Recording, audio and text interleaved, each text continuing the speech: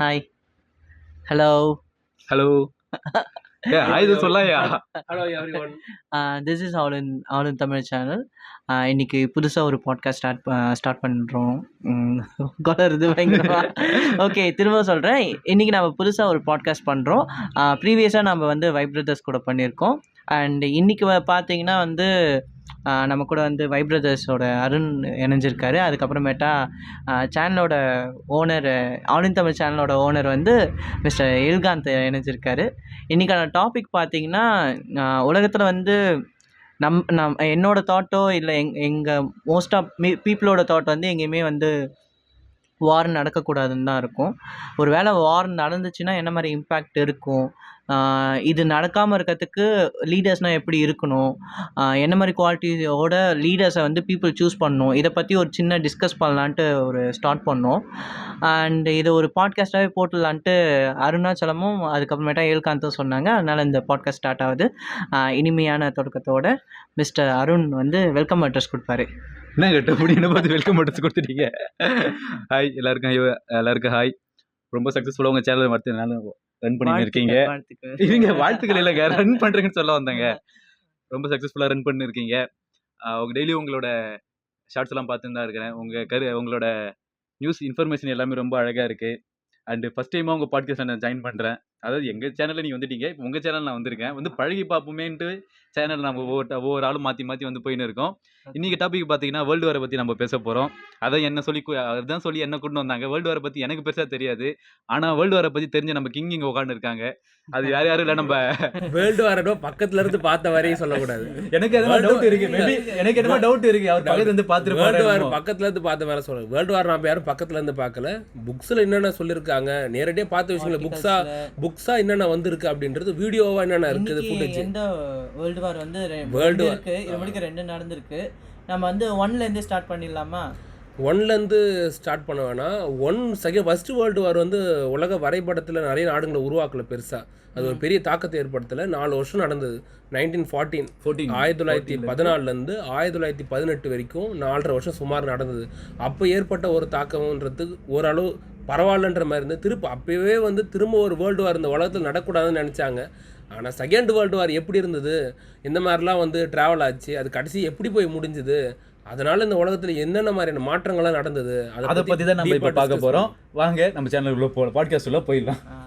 All in Tamil சேனலுக்குள்ள போகலாம். ஏன்னா எங்களுக்கு தெரிஞ்சலாம் வெல்கம் வரையும் மட்டும்தான், அதை மட்டும் தான் நாங்கள் பேசிக்கிறோம். மீதி கண்டெல்லாம் அவர் தான் பேசுவார். அப்படியே சேனலையும் சப்ஸ்கிரைப் பண்ணிக்கோங்க, பக்கத்தில் இருக்க பெல் பட்டனை எடுத்துக்கோங்க. அப்போ தான் நாங்கள் போகிற ஒரு வீடியோ உங்களுக்கு நோட்டிஃபிகேஷனாக வந்து சேரும். இப்போது ஸ்டார்ட் பண்ணுறாரு. ஸ்டார்ட் பண்ணுங்க. அவர் தான் ஆல்ரெடி ஸ்டார்ட் பண்ணிட்டாரு, நான் தான் அவர் பாஸ் பண்ணி வச்சுக்கிறேன். திருப்பி ப்ளே பண்ணுங்க, அவர் பேசிடுவாரு. ப்ளே பட்டன் டிவியில் இருக்கிற மாதிரியே. சரி, இப்போ உலகத்தில் என்னென்ன மாதிரியான, இப்போ உலகத்தில் எந்த போர் நடந்துகிட்டு இருக்கு அப்படின்றத நீங்கள் என்ன நினைக்கிறீங்க? இப்போ உலகத்தில் நீங்கள் பார்த்துட்டு இருக்கிறது என்ன போர் நடந்துகிட்டு இருக்கு? இஸ்ரேலும் இவங்களும் ஹமாஸ்க்கும் காசாக்கும் நடந்துட்டு இருக்கு. அதுக்கப்புறமேட்டா போன வருஷத்துக்கு இப்போ வரைக்குமே உக்ரைன் ரஷ்யா வார் நடந்து, அப்புறம் ஈவன் தோ இப்போ சைனாக்கும் தைவானுக்குமே நடக்க போதா சொல்றாங்க. அது இல்லாமல் ஈரானுக்கும் இஸ்ரேலுக்கும் நடுவுலுமே ஒரு கான்ஃப்ளிக்ட் வந்து நடந்து, அவங்க ஈரான் வந்து ஒரு வான்வழி தாக்குதல் நடத்தினாங்க இஸ்ரேல் மேலே. அந்த ஒரு கான்ஃப்ளிக்ட்டுமே நடந்தது.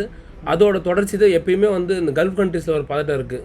இப்போ வந்து ஏஷியன் கான்டினென்ட்டில் உக்ரைன் ரஷ்யா போர் நடந்துகிட்டு இருக்கு. இந்த வாரம் நம்ம இப்போ கண்கூட பார்த்துட்டு வரோம். இந்த வார் ஏதோ ஒரு உலகத்தோடு ஏதோ ஒரு மூலையில் இருக்கக்கூடிய ஒரு நபரை கூட பாதிச்சுக்கிட்டு இருக்கு. உலகத்துல எங்க ஒரு இடத்துல வார் நடந்தாலும் அது ஏதோ ஒரு இடத்த பாதிக்கும். ஆனா பாக்குறவங்களுக்கு தெரியாது. விலைவாசி மட்டும் இல்ல, ஏன்னா இது உலகமே ஒரு செயின் மாதிரி. ஒரு நாடோட கனெக்ட் ஆயிருக்கு. ஏன்னா எதுனா பொருளாதாரத்தில் ஏற்றுமதி இறக்குமதி, அந்த வர்த்தகத்தில். அப்படி இருக்கும்போது ஒரு இடத்துல அது பாதிப்பாச்சுன்னா அதுவே உக்ரைனே வந்து ஒரு பெரிய கோதுமை ஏற்றுமதி பண்ணக்கூடிய ஒரு நாடு. ஆனால் நிறைய இந்தியாவுக்கு பெரிய பாதிப்பு இல்லை, மற்ற நாடுகளுக்கு பெரிய பாதிப்பு. இந்தியாவும் வந்து கோதுமை அதிகமாக ஏற்றுமதி பண்ணக்கூடிய ஒரு உற்பத்தி பண்ணக்கூடிய ஒரு நாடு. ஆக்சுவலாக இந்தியாவுக்கு ஒரு லாபம் தான் அதில் கிடைச்சிது. என்னன்னா ரஷ்யாவில் வந்து விலை கம்மியாக கச்சா எனக்கு கிடைச்சிது இந்தியாவுக்கு. அது ஒரு விஷயம்.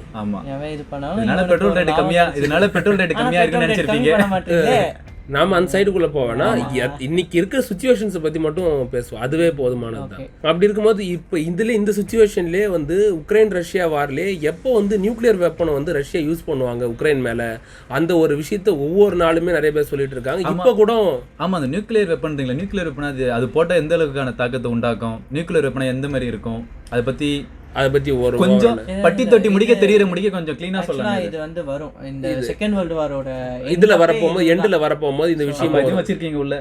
இல்லை, செகண்ட் வேர்ல்டு வாரையும் நியூக்ளியர் வெப்பனையும் தனியாக பிரிக்க முடியாது. செகண்ட் வேர்ல்டு வாரை இப்போ உலகத்தில் ஒவ்வொரு நபரும் ஞாபகம் வச்சிருக்காங்க அப்படின்னா அதுக்கு முக்கிய காரணமே நியூக்ளியர் வெப்பன் தான், வேற எதுவுமே கிடையாது. நியூக்ளியர் வெப்பனால மட்டும்தான் தெரியும். இனிஷியல் ஸ்டார்ட் அப் யார் பண்ணுது? இப்போ கொஞ்ச நாளுக்கு முன்னாடி கூட ரஷ்யாவுடைய அதிபராக மறுபடியும் பொறுப்புக்கு வந்தார் விளாடிமிர் புதின். ரஷ்யாவோட தொடர்ந்து 20 வருஷத்துக்கு மேலே பதவியில் இருக்கிறது அவர் தான். இப்போ மறுபடியும் பொறுப்புக்கு வந்தார். வந்த கொஞ்ச நாள்லேயே வந்து கொஞ்சம் கொஞ்சமாக நேட்டோ கண்ட்ரிஸ் வந்து உக்ரைன் ரஷ்யா வாரில் வந்து ரொம்ப நெருக்கடி கொடுக்க ஆரம்பிச்சிட்றாங்க. அதிகமாக வந்து இராணுவ தளவாடங்களை வந்து உக்ரைனுக்கு கொடுத்துட்டே வராங்க. ஒரு கட்டத்தில் மாற்றின நேட்டோ கண்ட்ரிஸ் அவங்களோட இராணுவத்தையே உள்ளே கொண்டு வரலான்னு ட்ரை பண்ணி பார்க்குறாங்க, கொண்டு வர முடியுமான்னு. அது வந்து ரஷ்ய அதிபர் எப்படி இது பண்ணுறாரு, ஸ்டாப் பண்ணுறாருன்னு பார்த்தாருன்னா, உக்ரைனோட எல்லையில் மற்ற வந்து நேட்டோ கண்ட்ரிஸ் பக்கத்தில் இருக்குது பார்டர்ஸ், எல்லையை பகிர்ந்துட்டு இருக்கக்கூடிய நாடுங்க, அந்த எல்லையில் என்ன பண்ணுறாரு, இப்போ ரீசெண்டாகவே ஒரு விஷயம் பண்ணார். என்னன்னா, அணு ஆயுதத்தை பயன்படுத்தக்கூடிய நியூக்ளியர் எக்ஸசைஸை பண்ணாங்க, அணு ஆயுத போர் பயிற்சிகளை பண்ணாங்க. எந்த நிமிஷமும் வந்து என்ன சொல்கிறது, கன்வென்ஷனல் இது குட் இல்லை, இது வந்து நான் இல்லை இது வந்து ஒரு வைடா யூஸ் பண்ணக்கூடிய வெப்பன் மாதிரி இல்லாமல் ஒரு குறிப்பிட்ட இடத்த மட்டும் அழிக்கக்கூடிய நியூக்ளியர் வெப்பன்ஸை வச்சு டெஸ்ட் பண்ணாங்க. என்னதான் ரஷ்யா கிட்ட ஒரு சான்ஸ் இருந்தாலுமே ரஷ்யா நியூக்ளியர் வெப்பனை இப்போ யூஸ் பண்ணக்கூடாது தானே. ரஷ்யா இப்போ நியூக்ளியர் வெப்பனை யூஸ் பண்ணல, அமெரிக்காவுக்கும் நேட்டோ கண்ட்ரிஸுக்கும் செக் வைக்கிறதுக்காக தான் இந்த விஷயங்கள்லாம் பண்ணுறாங்க. பயம்பூர்த்தத்துக்காக இந்த மாதிரி என்கிட்ட இது இருக்கு பார்த்துக்கோன்ட்டு சொல்லிட்டு இருக்காரு அங்க இருக்க அதிபர் கிம் ஜாங் உன். ஆனா நீங்க அமெரிக்கா மாதிரி ஒரு கண்ட்ரியை நீங்க வந்து அடக்கணும்னா ஒரு அணு ஆயுதத்தை வச்சு மட்டும் தப்பு கிடையாது. உலகத்துல அமெரிக்காவை எப்பவுமே நேருக்கு நேரு வந்து எதிர்க்கலாம் ஃபேஸ் பண்ணக்கூடிய ஒரே ஒரு நாடு வந்து நிறைய பேர் சைனால நினைச்சிட்டு இருப்பாங்க. சைனால கிடையவே கிடையாது. சைனா பொருளாதாரத்தில் வேணா பெரிய விம்பமா தெரியலாம், ஆனா மிலிட்ரி இது பவரை பொறுத்த வரைக்கும், டிஃபென்ஸ் பவரை பொறுத்த வரைக்கும் சைனாவுக்கு இது சைனா கிடையாது, ரஷ்யா மட்டும். ரஷ்யா ஓகே, இதெல்லாம் எனக்கு புரியுது, ஓகேவா. நம்ம இன்னைக்கு பாட்காஸ்ட்ல பேசுவோம். இப்போ நம்ம செகண்ட் வேர்ல்டு வார், இப்போ செகண்ட் வேர்ல்டு வார் எங்க ஸ்டார்ட் ஆச்சு செகண்ட் வேர்ல்டு வார் அப்படின்னு நம்ம பார்த்தோன்னா, ஜெர்மனில இருந்தா செகண்ட் வேர்ல்டு வார், ஃபர்ஸ்ட் செகண்ட் வேர்ல்டு வார். ஆமா, ஜெர்மனில இருந்தா செகண்ட் வேர்ல்டு வாருக்கான அந்த அடித்தளன்றதே ஸ்டார்ட் ஆச்சு. இந்தியா, சைனா, இந்த மாதிரி நிறைய நாடுங்க, அப்போ இருக்கிற மாதிரி நாடுங்க கிடையாது. அப்போ இருக்கிற மாதிரி நிறைய இன்னைக்கு வரைபடத்தில் பார்க்குற மாதிரி நாடுங்க கிடையாது. அப்போ எவ்வளோ நாடுங்க வித்தியாசமாக இருந்தது, உலக வரைபடம் வேற மாதிரி இருந்தா. அப்போ நிறைய நாடுங்க அதுக்கப்புறம் தான் உருவாச்சு. அப்போ பல உலகத்தில் நிறைய நாடுங்களை வந்து காலனியை வச்சுருந்தாங்க. உலகத்தில் ஒரு ஏறத்தாழ ஒரு 50% நிலப்பரப்புக்கு மேலே வேர்ல்டில் சொல்கிறாங்க பிரிட்டிஷ் தான் ரூல் பண்ணாங்க காலனியை, அதுவும் ஒரு பேரரசும் கீழே. யாருன்னா பிரிட்டிஷ் கிங்டம். இப்போ அவங்களெல்லாம் தெரிஞ்சிருக்கும், குயின் எலிசபெத் தெரிஞ்சிருக்கும்.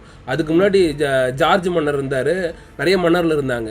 அப்படி அவங்க வந்து அந்த அரச குடும்பத்தோடைய கட்டுப்பாட்டில் தான் வந்து உலகத்தில் நிறைய நாடுங்க இருந்து அவங்க வந்து சூரியனே மறையாத சாம்ராஜ்யம் கூட சொல்லுவாங்க. அந்த மாதிரி ஒரு சாம்ராஜ்யம் கூட வந்து பிரிட்டிஷ் சொல்லுவாங்க. பிரிட்டிஷ்கிட்ட நிறைய காலனி நாடுங்க இருந்தது, ஆனால் ஜெர்மன் கிட்ட காலனி நாடுங்க அந்த மாதிரி கிடையாது. ஜெர்மனி ஃபர்ஸ்ட் வேர்ல்டு வாரில் தோல்வி அடைஞ்சாங்க. ஃபர்ஸ்ட் வேர்ல்டு வாரில் 1918 தோல்வி அடைஞ்சதுக்கு அப்புறமேட்டு ஒரு அமைதி ஒப்பந்தம்னு ஒரு ஒப்பந்தம் கொண்டு வந்தாங்க. அந்த அமைதி ஒப்பந்தனாலே வந்து தோல்வி அடைஞ்ச நாடு மேலே தலையில் வந்து வெடிகுண்டு வைக்கிறக்காக தான் அது. அந்த தோல்வி அடைஞ்ச நாட்டில் வந்து அடிப்பணி வைக்கிறதுக்காக அந்த ஒப்பந்தத்தை கையெழுத்து போட சொல்லுவாங்க. அப்போ மன்னராட்சி இருந்தது ஜெர்மனியில் ஃபர்ஸ்ட் வேர்ல்டு வார் டைமில். அது வந்து இந்த புரட்சிலாம் வந்து அந்த வேர்ல்டு வார் முடிஞ்சதுக்கு அப்புறமே வந்து அங்கே மக்களாட்சியாக மாறி போச்சு. ஆனால் ஃபர்ஸ்ட் வேர்ல்டு வார் முடிஞ்ச உடனே அங்கே ஆட்சி மாற்றம் வந்தது. மன்னராட்சி கீழே இருந்தது, அது ஒரு மக்களாட்சி நோக்கி போயிடுச்சு, மாறிடுச்சு. ஃபர்ஸ்ட் வேர்ல்டு வார் முடியிற நேரத்தில் மக்களாட்சியாக மாறிடுது ஜெர்மனி. ஆனால் போரில் தோற்று போனதுனால நீ ஒன்னால எங்களுக்கு இவ்வளோ நஷ்டம் ஏற்பட்டது இல்லை, அதுக்கு நீ ஈடு கொடுக்கணும்னு சொல்லிட்டு இவ்வளோ வருஷத்துக்கு நீ வந்து நஷ்ட ஈடு கொடுக்கணும். அதே மாதிரி விமானப்படையை வச்சிருக்கக்கூடாது, அதே மாதிரி தரைப்படை கடற்படை மாதிரி விஷயத்தை வந்து டெவலப் பண்ணக்கூடாது பெருசாக அப்படின்றதுக்காக ட்ரீட்டிலாம் போட்டாங்க. ஒரு அமைதி ஒப்பந்தத்தில் ட்ரீட்டி அப்படின்னா, ஆமாம், அது பாரிஸ் ஒப்பந்தம் கூட சொல்லுவாங்க. அது அந்த ட்ரீட்டி போட்டால் பிரிட்டனு மற்ற அவங்களுடைய கூட்டாளி நாடுங்க அது எப்பயும் வந்து ரெண்டு ஃபர்ஸ்ட் வேர்ல்டு வாரில் ரெண்டாக பிரிஞ்ச சண்டை போட்டாங்க. ஒரு பக்கம் பார்த்தோன்னா வந்து நேச நாடுங்க, ஆலைடு ஃபோர்ஸஸ், அவங்க நேச நாடுங்க. இது வந்து நேச நாடுங்களுக்கு தலைமையாக இருக்கிறது பார்த்தோன்னா பிரிட்டன், அதுக்கப்புறம் சோவியத் ரஷ்யா, அதுக்கப்புறம் வந்து இவங்க அமெரிக்கா. இன்னும் சில நாடுங்களாம் இருப்பாங்க அதில். சோவியத் ரஷ்யா அமெரிக்கா கூட சேர்ந்து சண்டை போட்டுச்சா? சோவியத் ரஷ்யா அமெரிக்காலாம் அப்போ செகண்ட் வேர்ல்டு வாருக்கு முன்னாடி சாதாரண கண்ட்ரிங்க, அண்ணன் மாதிரி பழகிட்டு இருந்தேன். ஆனால் வேற வேற சித்தாந்தம் இருந்தது அவங்களுக்குள்ள. ஆனாலும் இருந்தாலும் பெரிய ஒரு பவர்ஃபுல்லான கண்ட்ரிஸ் கிடையாது. ஆனால் அப்போ வேர்ல்டில் பவர்ஃபுல்லான கண்ட்ரியாக இருந்தது பிரிட்டன் மட்டும்தான். அது பிரிட்டன் சொல்ல முடியாது, கிரேட் பிரிட்டன்னு சொல்லலாம். கிரேட் பிரிட்டன் தான் அப்போ நம்பர் 1 ஆலைடு போஸ். அவங்களுக்கு தமிழில் வந்து நேச நாடுங்கன்னு சொல்லுவாங்க. அதே வந்து அச்சு நாடுங்கன்னு ஒன்று இருக்குது, அது சென்ட்ரல் ஃபோர்ஸஸ். அந்த சென்ட்ரல் ஃபோர்ஸஸ் தான் வந்து ஜெர்மனி, இத்தாலி, இந்த கண்ட்ரிஸ்லாம் வரும். சரி, என்ன சித்தாந்தத்தை போட்டுருந்தாங்க யாரு? இல்லைங்க, இந்த சித்தாந்தம்ன்றீங்க, சித்தாந்தம்னா ஃபர்ஸ்ட் என்னன்னு சொல்லுங்க. நீங்க வந்து எடுத்தோன்னு சித்தாந்தம்ன்றீங்க, அது அவங்க அந்த நாடு எதை நோக்கி பயணிக்குது, எந்த விஷயத்தை பேசிக்க வச்சு பயணிக்குதுன்னு அவங்களுடைய கொள்கைங்க தான். சித்தாந்தம் பேசாதீங்க, கொள்கை. அது நாட்டுடைய கொள்கை தான், வேற ஒண்ணும் இல்ல. இப்போ ரஷ்யா பார்த்தோம்னா இது புதுசா ஒருத்தர் கட்சி ஆரம்பிக்கிறாருன்னா அவரோட கொள்கையை நம்ம கேட்க மாட்டோமா? அவருடைய கொள்கையை கோட்பாடு கேட்க மாட்டோமா? அந்த மாதிரி தான் அணில். அப்படி நீங்க வந்து இப்ப வந்து அணில நாங்க அணில அது இதெல்லாம் சொல்லல. அது தேவையில்லை ஆரம்பிச்சா அது கொள்கை கொண்டு இப்போ இந்த பக்கம் ஒரு சின்ன கட்டு சித்தாந்தம் தேவையில்லை. டேய் அது என்னோட வார்த்தை அது, ஓகேவா? சரி, அவர் எப்படி வேணா சொல்லட்டு விடுங்க, நீங்க கொள்கைன்னு மாத்திக்கங்க. அந்த நாடுகளுக்கான கொள்கை என்ன? இந்த நாடுகளுக்கும் ஏன் சண்டை வந்தது? ரெண்டு பேரும் எதுக்கு அடிச்சுக்கிட்டானுங்க? ஃபர்ஸ்ட் வேர்ல்டு வார்ல வந்து ஆஸ்திரியாவுடைய பட்டத்து இளவரசர் வந்து ஃபெர்டினாண்ட், ஆஸ்திரியாவுடைய பட்டத்து இளவரசர் ஃபெர்டினாண்டை வந்து கொன்னுட்டாங்க. யாரோ வந்து காரில் போகும்போது கொன்னுட்டாங்க. அவர் இறந்ததுக்கு வந்து பக்கத்தில் இருக்கக்கூடிய ஹங்கேரி தான் காரணம்னு சொல்லிட்டு அவங்க மேலே போர் தொடுக்க ரெடி ஆனாங்க. இந்த ஆஸ்திரியா ஹங்கேரி போர் வந்து முதலாம் உலக போராக மாறிச்சு. ஃபர்ஸ்ட் வேர்ல்டு வார் மற்ற நாடுங்களாம் உள்ளே வர ஃபஸ்ட்டு 2 அணியாக பிரிஞ்சு போர் நடத்தினாங்க. அது வந்து ஐரோப்பாவில் மட்டும்தான் தாக்கத்தை ஏற்படுத்துச்சு. நம்ம ஆசியாவில் இருக்கோம், அதுவும் இந்தியா வந்து ஒரு subcontinent. India first world war second world வார்லையுமே பெருசாக அடி வாங்கலை. நம்ம இந்தியா இதே பிரிட்டிஷ் இந்தியாவில் இருந்த பர்மா கூட பெருசாக பாதிக்கப்பட்டுச்சு செகண்ட் வேர்ல்டு வாரில். ஏன்னா பர்மாவில் ஜப்பான் வந்து நேரடியாக வந்து களத்தில் இறங்கினாங்க, போர் தொடுத்தாங்க. ஃபர்ஸ்ட் வேர்ல்டு வாரப்போ ஜப்பான் ஒரு வெயிட்டான கண்ட்ரியாக இருந்தது. இல்லை, செகண்ட் வேர்ல்டு வாரில் ஜெர்மனுக்கு இணையான ஒரு மிலிட்ரி பவர் அப்படின்னா, மிலிட்ரி எம்பவர்னா அது வந்து ஜப்பான் தான். அதனால தான் ஜப்பான் வந்து சின்ன தீவு கூட்டம், அந்த தீவு கூட்டம் ஜப்பான் வந்து எந்த அளவுக்கு ஒரு பவர்ஃபுல்லான கண்ட்ரியாக இருந்தால் உலகத்தில் ரவுண்டு கட்டி அடிச்சது அந்த நாடு. அந்த நாடை கண்ட்ரோல் பண்ண முடியல. அந்த நாடு கடைசி எப்படி கண்ட்ரோல் ஆச்சு அப்படின்னா, இப்போவும் அமெரிக்கா அந்த விஷயத்த சொல்லுவாங்க. செகண்ட் வேர்ல்டு வார் நாங்கள் நியூக்ளியர் வெப்பனை யூஸ் பண்ணாமல் போயிருந்தா இன்னும் பல கோடி உயிர் போயிருக்கணும். இல்லை, நீங்கள் ஸ்டார்டிங் பாயிண்ட்க்கே வாங்க. இது வந்து ஜெர்மனிலேருந்து ஒன்று ஸ்டார்ட் ஆச்சு. இப்போ நம்ம அதில் ரொம்ப முன்னாடி போயிட்டீங்க, ரொம்ப முன்னாடி கதையில் ரொம்ப முன்னாடி போயிட்டோம். இங்கே ரொம்ப முன்னாடி போயிட்டோம். ஃபர்ஸ்ட் வேர்ல்டு வார் நடந்து இதே பேட்டர்ன், இந்த ஆலைடு ஃபோர்ஸ் அதே மாதிரி வந்து இந்த சென்ட்ரல் ஃபோர்ஸ் இதே பேட்டர்ன் வந்து அப்படியே செகண்ட் வேர்ல்டு வாரில் கண்டினியூ ஆச்சு. செகண்ட் வேர்ல்டு வார் வரும்னு யாரும் நம்பலை, எதிர்பார்க்கவே இல்லை. இதுக்கு மேலே வேர்ல்டு வார் இருக்காது, இதோட உலகம் தப்பிச்சுதுரா அப்படின்றது நிறைய பேர் நாடுகளுடைய குறிக்கோளுன்றது. எப்படியாவது இந்த காலனி ஆதிக்கத்துலேருந்து வெளியே வந்தால் போதுண்டா, அதுக்கு எதனா வழி கிடைக்குமா அப்படின்னு தவம் இருந்தாங்க. குறிப்பாக இந்தியா மாதிரி நிறைய நாடுங்க. அந்த மாதிரி ஒரு சுச்சுவேஷனில் ஜெர்மனியில் ஒரு சாதாரண வீட்டு மாடியில் ஆரம்பித்த ஒரு கட்சி, அந்த கட்சியில் எதிர்கட்சிங்களை வந்து ஆள்ற கட்சி எதிர்த்து பேசிக்கிட்டு இருக்குது அவங்களோட வேலையே, சாதாரண வேலை. அப்படின்ட்டு இருந்த ஒரு சாதாரண லெட்டர் பேட் கட்சி அது. அந்த சாதாரண கட்சியில் ஒரு உறுப்பினரை சேர்ந்த ஒரு ஓவியம் வரைஞ்சிட்டு இருந்த ஒரு பையன், சின்ன வயசுலேருந்து ஓவியத்து மேலே ஆர்வம் உள்ள ஒரு பையன், அப்போ டிராயிங் ஆர்டிஸ்டாக இருந்த ஒரு பையன். அவனுக்கு எதுவுமே வாழ்க்கையில் பிடிமானம் இல்லைன்னு போகும்போது ஒரு இதுவாக போகிறான், சோல்ஜராக போகிறான். சோல்ஜர் கிடையாது, அவன் ஒரு ரன்னர். செகண்ட் வேர்ல்டு வாரில் ஒரு ரன்னர். ஒரு இடத்துலேருந்து தகவலை ஓடி போய் இன்னொரு இடத்துல சொல்லணும், தகவலை மாற்றி அங்கேருந்து இங்கே கொண்டு வந்து சொல்லணும். அதுதான் வந்து அந்த பையனுக்கு கொடுத்த வேலை. அந்த பையன் வேற யாரும் இல்லை, அவன் தான் அடால்ஃப் ஹிட்லர். அதுவும் இதுலேயே வந்து ஒரு கதை மாதிரி ஒரு வாட்டி நான் கேள்விப்பட்டிருக்கேன். என்னன்னா, ஒரு சோல்ஜர் வந்து அவனை உயிரோட விட்டுருப்பாரு அப்படின்ற. அது நானும் கேள்விப்பட்டுக்கிறேன். அன்னைக்கு அவர் உயிரோட விட்டதோட விளைவு தான் பார்த்தீங்கன்னா இவ்வளோ பெரிய உயிரை. உண்மை, அது வரலாற்று நடந்த உண்மை. எப்படி வந்து ஸ்டானிஸ்லாவ் பெட்ரோவ் வந்து தேர்ட் வேர்ல்டு வாரை ஸ்டாப் பண்ணாரோ, ரஷ்யாவுடைய சார்ந்த ஒரு அதிகாரி, அந்த மாதிரி ஒரு விஷயம் தான் அங்கே நடந்தது. அந்த ஒரே ஒரு சோல்ஜர் வந்து அவன் வந்து எதிரி நாட்டு சோல்ஜர். அவன் வந்து இவரை வந்து அன்றைக்கி ரன்னராக இருந்தவன் அந்த பதுங்குள்ள பங்கர்லேருந்து அடிபட்டு மோசமான நிலைமையில் உயிருக்கு போராட்டிட்டு இருந்தான். உயிருக்கு போராட்டத்தில் அடிபட்டு போயிருந்தான். அடிபட்டு இருந்த ஒரு நபர் அடிபட்டு இருந்தான், உயிரோட இருந்தான். அவன் நினச்சிருந்தா ஷூட் பண்ணியிருக்கலாம். மிஸ் பண்ண நபர் தான் வந்து அடால்ஃப் ஹிட்லர். விதி அங்கே வச்சுருந்தது செக்கை, செகண்ட் வேர்ல்டு வாருக்காக செகண்ட் வேர்ல்டு வார் நடக்கணுன்றதுக்காக வச்சுருந்தது போல் விதி. அப்படின்னு கூட நிறைய பேர் சொல்லுவாங்க அந்த விஷயத்த.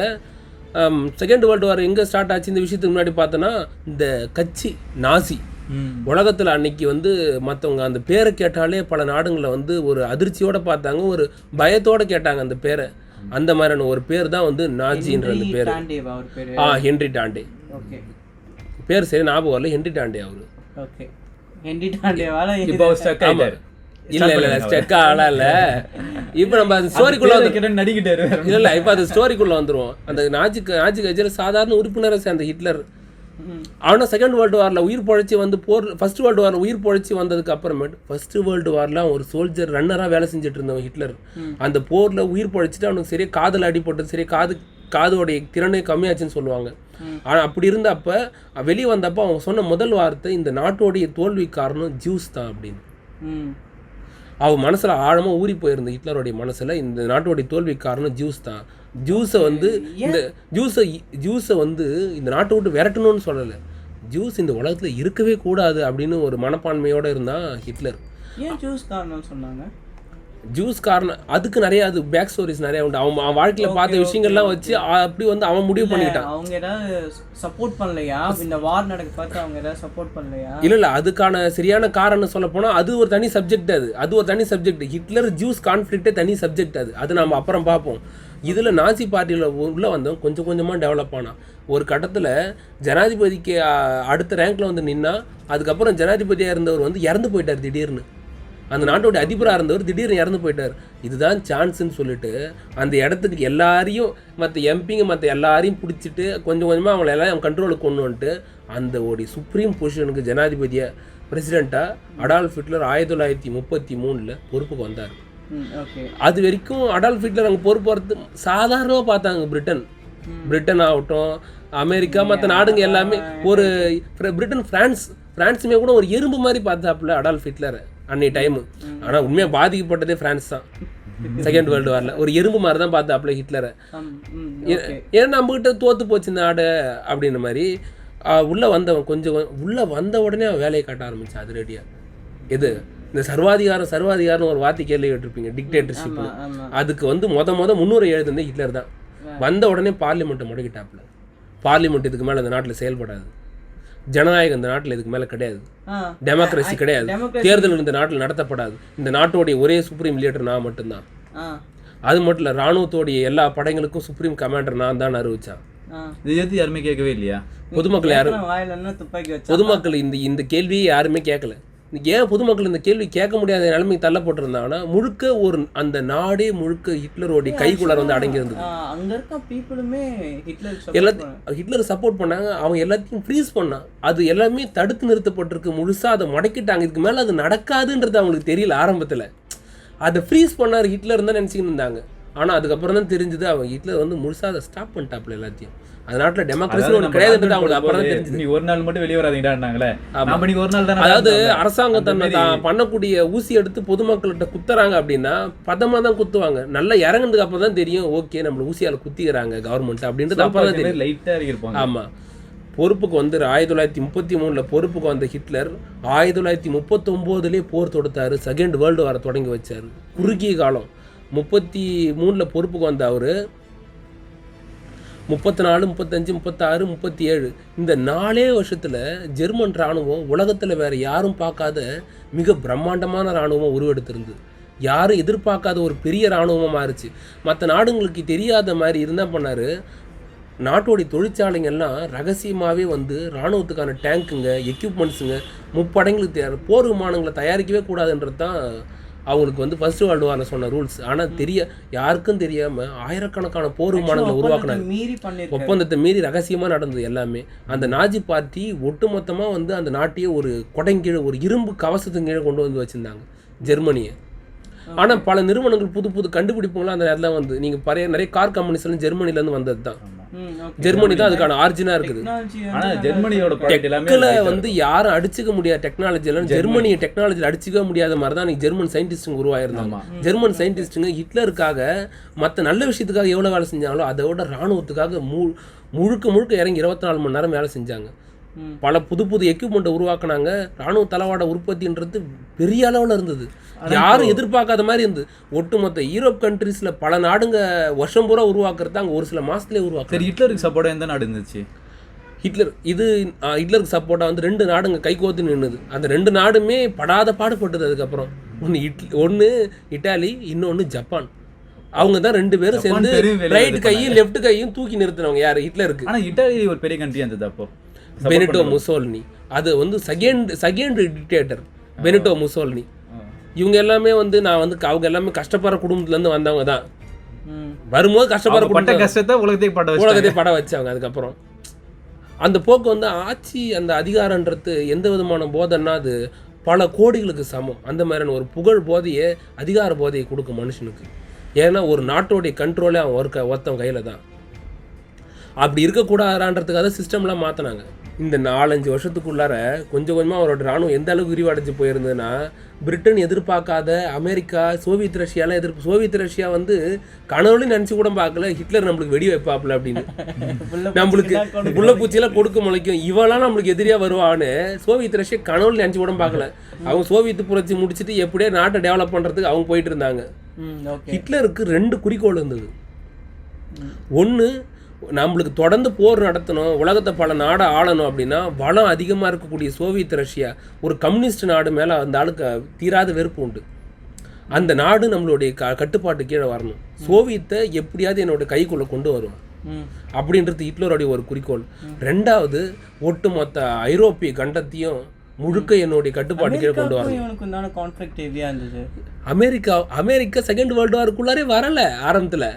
அவங்க எப்போ ஜப்பானால தான் ஜப்பான் தான் எங்கேயோ உட்காந்து தூங்கிட்டு இருந்தோன்னா கையை பிடிச்சி பரப்பரன்னு கூட்டு வந்தாப்புல. ஏன்டா நீ எங்கடா தூங்குற, நான் நீ எப்படா தூங்குறேன் கூட்டு வந்தாப்புல. எப்படி கூட்டு வந்தாங்க அதெல்லாம் சொல்லிடுறேன், இங்கே ஸ்டார்ட் பண்ணிடுறேன். ஃபர்ஸ்ட் எங்க ஸ்டார்ட் பண்ணாரு, பக்கத்துல ஒரு குட்டி நாடுங்க மேல கை வைக்க ஆரம்பிச்சாரு ஹிட்லரு. அப்போ வந்து மற்றவங்க யாரும் பெருசாக ரியாக்ட் பண்ணல. ஹிட்லர் ராணுவத்தை உருவாக்கி வச்சுக்கிறாப்புல, பெரிய அளவு டெவலப் பண்ணிக்கிறாப்புல அவங்க நினச்சி கூட பார்க்கல. நாசி ராணுவம் எதிர்பார்க்காதாலும் வளர்ந்து போயிருந்து. அப்போ அந்த ஸ்பைன்ற விஷயம் எல்லாம் இப்போ கொஞ்சம் கம்மி, அந்த அளவுக்கு பெருசாக டெவலப் இல்லை. ஆனால் சோவியத் ரஷ்யா வந்து ஹிட்லருடைய வளர்ச்சியை கண்காணிச்சுட்டே வந்தாங்க, கவனிச்சாங்க. சோவியத் ரஷ்யா அப்பயே ஹிட்லருடைய வளர்ச்சி துல்லியமாக கண்காணிச்சாங்க. ஏன்னா சோவியத் ரஷ்யா வந்து ஜெர்மனிக்கு வந்து பக்கத்து நாடு. சோவியத் ரஷ்யா வந்து ஆசியாவிலேருந்து ஐரோப்பாவில் போய் இணைஞ்சிருக்கு. அது ஒரு பெரிய நாடு. கண்காணிச்சிட்டு இருந்தாங்க. இந்த 1939 அப்போ தான் 1939 தான் எல்லாருமே செகண்ட் வேர்ல்டு வார் ஸ்டார்ட் ஆனதாக சொல்லக்கூடிய விஷயம். ஹிட்லர் போலாந்து மேலே வார் டிக்ளேர் பண்ணார். போலாந்து போய் நாஜி ராணுவம் பக்கத்து நாடு, குட்டியோண்டு நாடு, ஈஸியாக போய் டப்புன்னு ஆக்குபை பண்ணிட்டாங்க ஒரே நாளில், 2 நாளில். செப்டம்பர் 1, 2 2 நாள் 1939. 1939 2 நாள்லேயே வந்து போலாந்து வந்து அவரோட கண்ட்ரோலுக்கு வந்தது. அங்கே இருக்க மக்களும் சஃபரான் அதை பற்றிலாம் அவங்களுக்கு கவலை கிடையாது. நாட்டை நம்மளுடைய கண்ட்ரோலுக்கு கொண்டு வரணும். போலாந்து ஹிட்லருடைய நாஜியோடைய கண்ட்ரோலுக்கு கீழே வந்துருச்சு, ஹிட்லருடைய ராணுவத்துக்கு கீழே கண்ட்ரோலுக்கு கீழே வந்துருச்சு. ஹிட்லர் பண்ணது தப்பு, போலாந்து மேலே வந்து வார டிக்ளேர் பண்ணியிருக்கக்கூடாது. ஹிட்லர் பண்ணதை கண்டிச்சாங்க மற்ற நாடுங்க. கண்டிக்கிறதோடு மட்டும் நிறுத்தாமல் ஹிட்லர் போலாந்து மேலே போர் தொடுத்ததுக்கு எதிராக உடனடியாக பிரிட்டனும் அமெரிக்கா உட்பட ஆலைடு ஃபோர்ஸ் வந்து ஜெர்மன் மேலே வந்து வாரை டிக்ளேர் பண்ணாங்க. அதிகாரப்பூர்வமாக போர் தொடுக்கத்தை அறிவிச்சாங்க. அது மட்டும் இல்லாமல் செகண்ட் வேர்ல்டு வார் தொடங்கினதா வந்து உலகம் முழுக்க பிரகடனம் பண்ணாங்க. இதுக்கு மேலே இந்த உலகத்தில் செகண்ட் வேர்ல்டு வார் தொடங்கிடுச்சு அப்படின்றது அதிகாரப்பூர்வமாக கொண்டு வந்துட்டாங்க. அப்போ தொடங்கிச்சுன்னா எந்த நாடு மேலே கொண்டு போகலாம் அந்த மாதிரி. ஆமாம், எந்த நாடு மேலே வேணால் போர் தொடுக்கலாம். செகண்ட் வேர்ல்டு வார் வந்து அஃபிஷியலாக ஸ்டார்ட் ஆகி போச்சு. அதுக்கப்புறம் ஹிட்லர்கிட்ட வந்து யார் வந்து கை கோத்துக்கிறாப்புல, ஹிட்லர் மேலே போர் தொடுத்தா, ஜெர்மன் மேலே போர் தொடுத்தா அதை மட்டும்தான் நம்மளுக்கு சேஃப்னு நினைச்சாங்க பிரிட்டன். ஹிட்லரோட இன்னும் 2 நாடுங்க வந்து கை கோத்துக்குன்னு அவங்க எதிர்பார்க்கல பெருசாக. கை கோத்துக்கிற நாடு யாருன்னு பார்த்தோன்னா பெனிட்டோ முசோலினி. டிக்டேட்டருக்கும் வந்து நட்பு, நட்பு. அந்த நட்பு பாராட்டுறதுனால ஹிட்லர் வந்து பெனிட்டோ முசோலினியோட வந்து கூட்டணி அமைச்சிக்கினாரு. இதில் ஃப்ரெண்டா இல்லாமாடா அப்படின்ற மாதிரி தான். அதில் வந்து ஜப்பான் வந்து ஆசைப்பட்டு சேர்ந்தது. ஜப்பான் அப்போ ஒரு மன்னராட்சி நாடு. ஜப்பான் வந்து ஆசைப்பட்டு போய் சேர்ந்தது. ஜப்பானும் இவ்வளோ பேர் ராணுவத்தை உருவாக்கி வச்சிருக்கிறது ஹிட்லருக்கு ரொம்ப சந்தோஷமா இருந்து, பரவாயில்லையே இவன் நம்மளுக்கு ரொம்ப ஒத்து வருவான் போல இருக்கே அப்படின்னு ரொம்ப குஷியாக இருந்தார் அப்பல. ஆனால் ஜப்பான் வந்து ஒரு ரோக் ஸ்டேட். அன்னைக்கு ஜப்பான் வந்து ஒரு என்ன சொல்கிறது மோசமான ஒரு விஷயத்தை கையில் எடுத்த ஒரு நாடு இராணுவத்தில். அந்த நாடு போர் தொடுத்து போகுதுன்னா அந்த நாட்டை வந்து இருந்து இடம் தெரியாமல் ஆக்குறது, அந்த மக்கள் மேலே மிகப்பெரிய தாக்குதல் நடத்தக்கூடிய ஒரு நாடாக இருந்து, மக்கள் மேலே மிகப்பெரிய தாக்குதல் நடத்தக்கூடிய ஒரு மோசமான இராணுவத்தை வச்சிருந்த நாடாக இருந்து, அங்கே மஞ்சூரியன்ற பிளேஸில் வந்து சைனாவில் பொதுமக்களை கண்ணு மூடித்தனமாக கொண்டாங்க. லட்சக்கணக்கான மக்களை சாவடிச்சாங்க. சைனாவுடைய பெரும்பகுதி நிலப்ப அப்போ ஹோமிங்டான் அரசாங்கம் ஆண்டுட்டு இருந்தாங்க சைனாவில். ஷாங்காய் ஷேக் வந்து அதிபராக இருந்தார். ஹோமிங்டான் அரசாங்கம் இருந்தது சைனாவில். அப்போ வந்து உள்ளே வந்து ஜப்பான் வந்து நிறைய விஷயத்தை பிடிச்சி வச்சுட்டாங்க. சைனாவோட இந்த பாதியாடம் அவங்ககிட்ட தான் இருந்தது. அப்போ நிறைய இடம் அவங்க கண்ட்ரோலில் இருந்தது, ஒன்றுமே பண்ண முடியல. இந்த மாதிரி சுச்சுவேஷனில் தான் வந்து திபெத் அப்போ தனி நாடு தான். சைனான்றது அந்தாண்ட. அதுக்கப்புறம் இந்த தலைவலிலாம் திபெத், நம்மளுக்கு இந்தியாவுக்கு இந்த தலைவலிலாம் திபெத் வந்து சைனா கிட்ட போனதுக்கு அப்புறம் தான் வந்தது. அது வேற கதை. அது போட்டால் அது ஒரு மணி நேரம் போகும். அப்போ அடுத்த பாட்காஸ்ட் அது ஒரு கதை.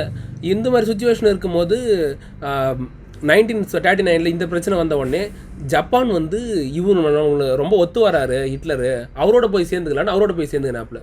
ஏன்னா ஜப்பானை வந்து கண்டிச்சாங்க யாரு, பிரிட்டனும் அமெரிக்காவும் கண்டிச்சாங்க. எங்க வந்து அமெரிக்காவோ பிரிட்டன் நம்ம மேல வந்து போர் தொடுக்க போறாங்க. ஜப்பான் வந்து ஜெர்மனியோட சேர்ந்தாங்க. இப்போ அபிஷியலா ஆலைடு ஃபோர்ஸ் வந்து போச்சு. ஆலைடு ஃபோர்ஸ் யாருன்னு பார்த்தோன்னா அமெரிக்கா, தப்பா சொல்லிட்டேன், Great Britain, America, Soviet Russia, China, இவங்க தான் மெயின் கண்ட்ரிஸ். அதே சென்ட்ரல் ஃபோர்ஸ் இதில் யார் இப்போ சென்ட்ரல் ஃபோர்ஸ் வந்து அச்சு நாடுங்க. இதில் யார் இருந்தாங்க மெயினான்னு பார்த்தோன்னா ஜெர்மனி, அதுக்கப்புறம் இத்தாலி, ஜப்பான், இன்னும் நல்லா குட்டி குட்டி நாடுகள் நிறையா இருந்து அதில் நம்ம சும்மா சேர்த்துக்கலாம் லிஸ்ட்டில். அவ்வளோதான். இந்த நாடுகள் நடுவில் தான் வந்து அஃபிஷியலாக வார் ஸ்டார்ட் ஆச்சு. வார் போயிட்டே இருந்து ஹிட்லருடைய நகர்வு எப்படி இருந்ததுன்னா, ஆரம்பத்தில் வந்து உச்சகட்ட வேகத்தில் போனாப்புல ஹிட்லர் போன வேகத்தை பார்த்து ஹிட்லர் தடுத்து நிறுத்த முடியுமா? ஹிட்லர் தடுத்து நிறுத்த எவனா இந்த பூமியில் பிறந்து வருவானா? மறுபடியும் பிறந்து வந்தால் தான் முடியும். ஹிட்லரை தடுத்து நிறுத்து யாருமே இல்லையா இந்த உலகத்தில் அப்படின்னு இந்த KGF படத்தில் இருந்துருமா, எங்களை காப்பாற்ற யாருமே இல்லையா? அவர் வந்து ஏதோ ட்ரக் யூஸ் பண்ணி சோல்ஜர்ஸ்க்குலாம் இது பண்ணிருப்பாங்க. அது கிடையாது. இல்லை அது மெத்தாஃபெட்டமைனை யூஸ் பண்ணதோட விளைவு தான் ஹிட்லர் பின்னாடி பெரிய தோல்வி சந்திச்சார். அது ஒரு தனி கதை. இல்லை வேர்ல்டு வார்லேயே யூஸ் பண்ண ஆரம்பிச்சிட்டாரா? யூஸ் பண்ணார். ஹிட்லர் பண்ணாத காரியமே கிடையாது. ஹிட்லர் தொடாத ரிசர்ச்சே கிடையாது. இன்னைக்கு நவீன காலத்தில் நான் பண்ணக்கூடிய ரிசர்ச் எல்லாத்தையும் 80 வருஷத்துக்கு முன்னாடி பண்ணி பார்த்தவன் தான் ஹிட்லர். அடால்ஃப் ஹிட்லர் ஒரு வித்தியாசமான பிறவி. அவன் இன்னமும் பண்ணிட்டு இருந்தான். அவன் கட்டுப்படுறதுக்கு யாரும் கிடையாது. அப்போ அவன் கேள்வி கேட்கறதுக்கு யாரும் இல்லாமல் இருந்தாங்க. அவன் இஷ்டத்துக்கு ஒரு நாடு அவங்ககிட்ட வந்து மாட்டிக்கிச்சு. அவன் இஷ்டத்துக்கு அவன் ஆடிட்டு இருந்தான். வந்து நார்த் கொரியாவா கிம் ஜாங் உன் மாதிரி தான் இன்னைக்கு இருக்கிற கிம் ஜாங் உன் மாதிரி தான் வந்து ஹிட்லரும்.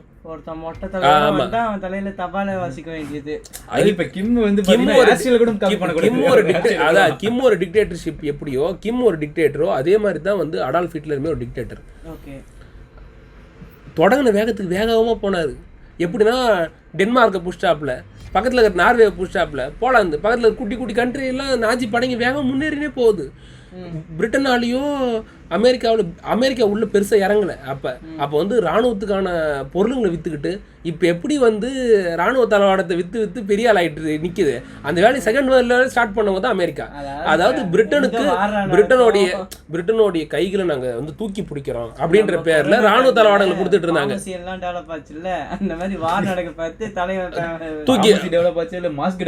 தூக்கி பிடிச்சாப்புல ஹிட்லர் போயிட்டு இருக்காப்புல வேகம். எப்போ குட்டி குட்டி நாடுங்களை பிடிக்கும் போது கூட இவங்களால சமாளிக்க அது பெருசாக நினைக்கல. இவங்க போய் ஹிட்லர் வந்து 1940 வந்து கை வச்சாப்புல. அடுத்த வருஷமே யார் மேலே கை வச்சாப்புல? பிரான்ஸ் மேலே கை வச்சாப்புல.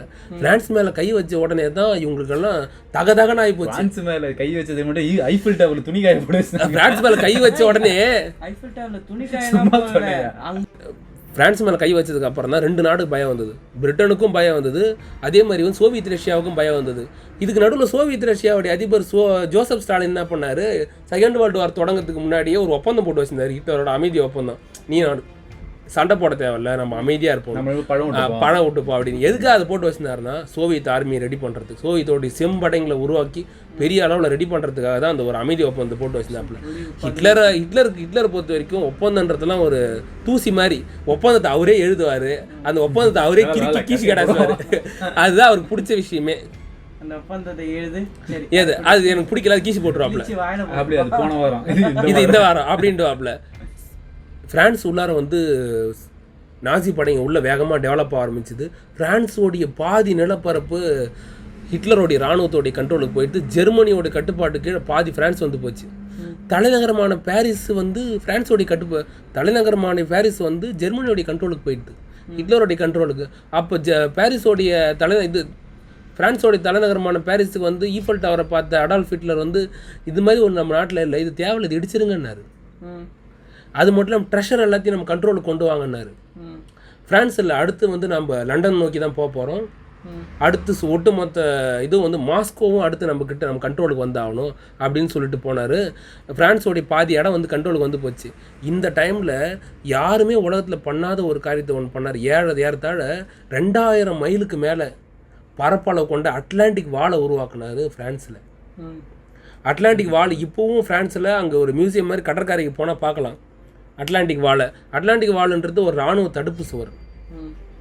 எப்படின்னா முழுக்க இராணுவ தளவாடங்கள், இராணுவத்தில் பயன்படுத்தக்கூடிய தளவாடங்களை வச்சு ஏறத்தாழ 2000 மைலுக்கு இராணுவ தடுப்பு சுவரை உருவாக்கி வச்சிருந்தார்.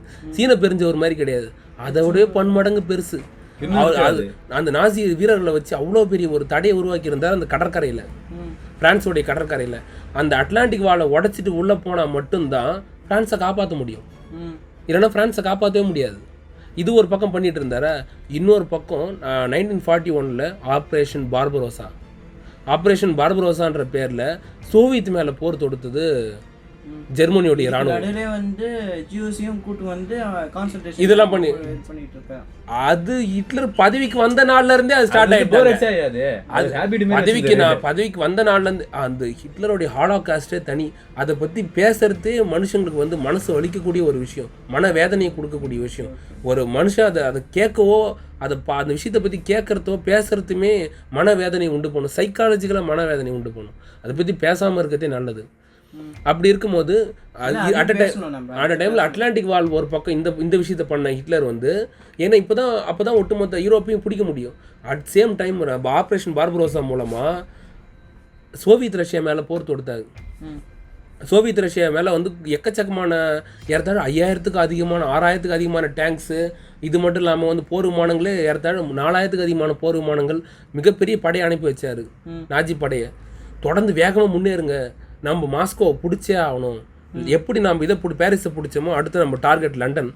அது மட்டும் இல்லாமல் இது ஒரு பக்கம் இங்கே நடந்துகிட்டு இருக்க போகும்போது விமானப்படை தாக்குதல் நடத்தினாப்புல பிரிட்டன் மேலே தொடர்ந்து விமானப்படை தாக்குதல் நடந்துகிட்டு இருந்தது.